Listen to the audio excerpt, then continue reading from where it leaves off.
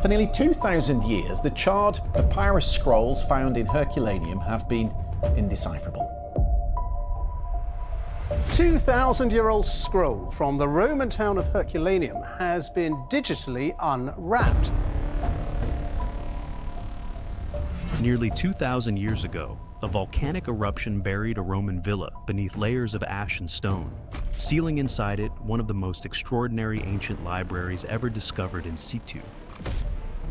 This is an ancient scroll that was buried by the eruption of Mount Vesuvius 2,000 years ago. Its scrolls were burned, crushed, and fused into fragile black cylinders, impossible to open without destroying them. For centuries, those words remained silent. Until now. Using artificial intelligence, researchers have begun reading what no human hands ever could. And to understand how that became possible, we have to return to the moment those words were first locked away.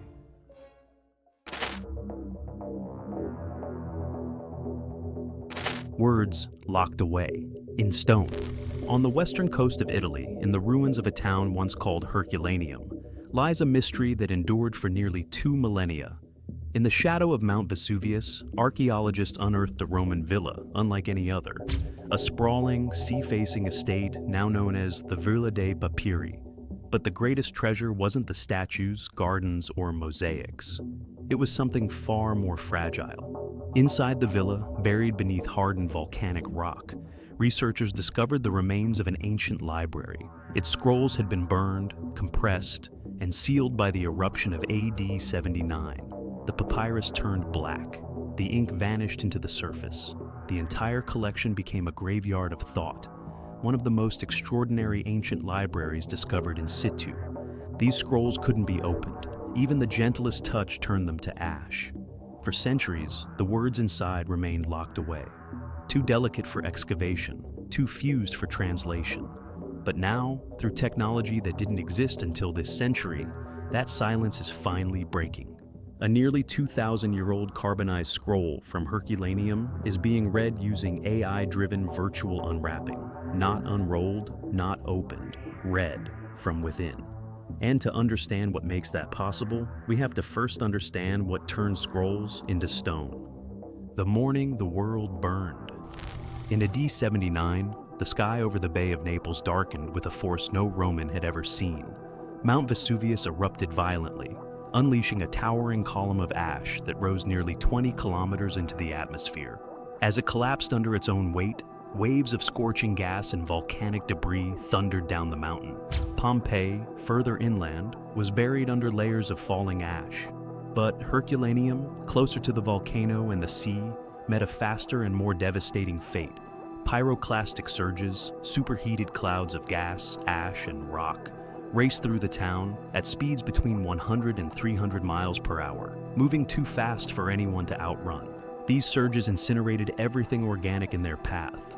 Temperatures likely reached between 250 and 500 degrees Celsius, enough to carbonize wood, cloth, and even the scrolls in the Villa dei Papiri. The people who took shelter near the shoreline were found later in arched boat chambers, frozen mid-motion, their final moments preserved in bone. The eruption, traditionally dated to August 24th, but still debated, turned Herculaneum into a layered tomb. And within that tomb, without anyone knowing, a unique fragment of ancient knowledge had been locked away, waiting for science that hadn't been invented yet. Wealth, silence, and scrolls. The Villa dei Papiri wasn't just any Roman home. It was a seaside estate of extraordinary scale and taste, filled with bronzes, busts, fountains, and finely crafted mosaics. Built into a terraced slope overlooking the bay, it reflected immense wealth and influence, and possibly it belonged to Lucius Calpurnius Piso Saturninus, a senator and the father-in-law of Julius Caesar. That ownership remains unproven, but if true, it would explain the villa's private collection of rare philosophical texts. What made this villa unique wasn't just its luxury.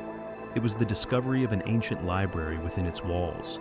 In the 1750s, excavators tunneling through volcanic rock encountered strange black cylinders, shaped like scrolls, but hardened like charcoal. Over time, more than 1,800 carbonized papyrus scrolls were recovered from one wing of the villa. Some remained tightly rolled, others were crushed or flattened. all were impossibly fragile.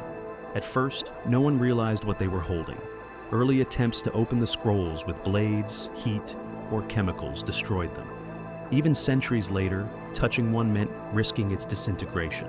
The texts were intact but sealed, survivors of disaster trapped in silence. And that silence would continue for over 2,000 years. Because even as archaeologists learned how to protect the scrolls, no one could read them. A library without ink. The scrolls survived, but the words vanished.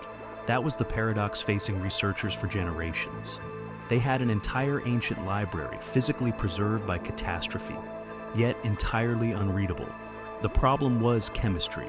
The ink used on most of the scrolls was carbon-based, made from soot or charcoal.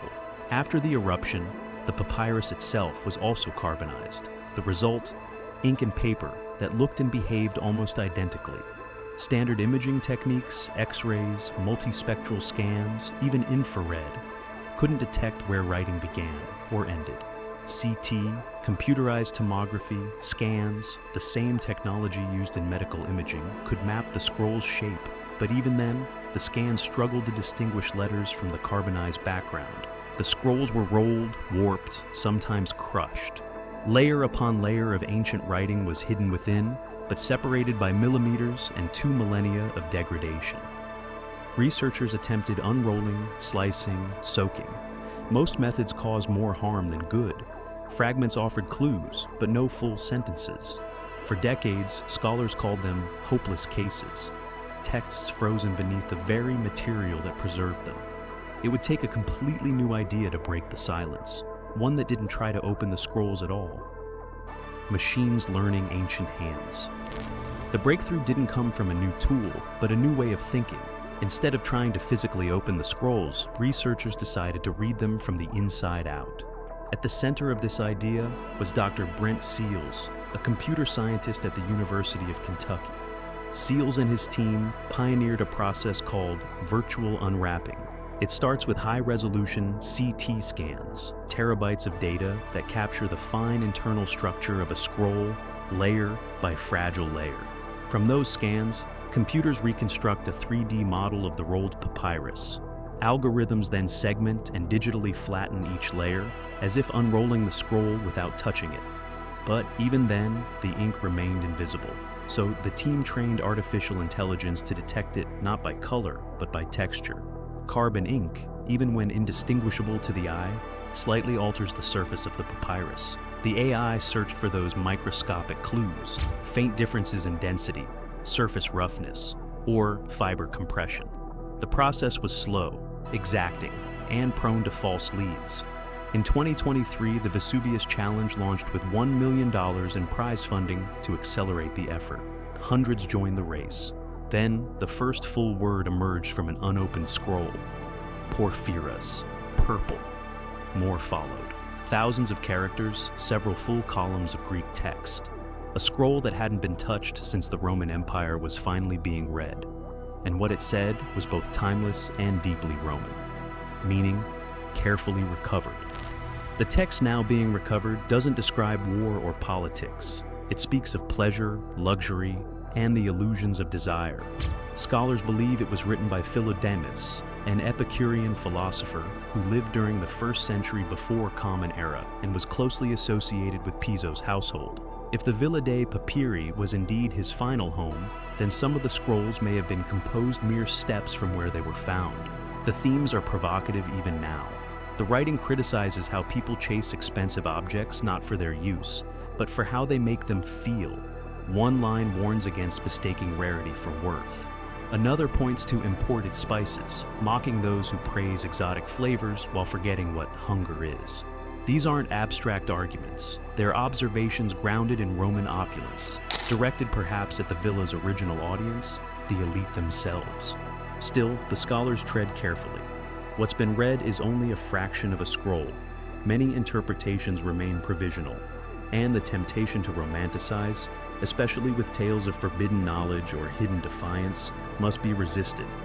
There's no evidence that these texts were banned or that they were hidden to escape persecution. What survives seems more philosophical than political. But there's more buried, Unexcavated rooms in the villa still sit beneath volcanic debris. No one knows how many scrolls remain. New, non-invasive technologies may soon peer deeper without damaging what lies below. And if even one more scroll begins to speak, it could change how we understand the ancient world, not through legend, but through language. What once seemed forever sealed is speaking again, not through force, but precision, patience, and code. With each character decoded, we're not just recovering words. We're restoring thought, memory, and meaning from beneath the ash. If this story moved you, explore further. Support the science. Share the knowledge. Because the next scroll to speak might still be waiting.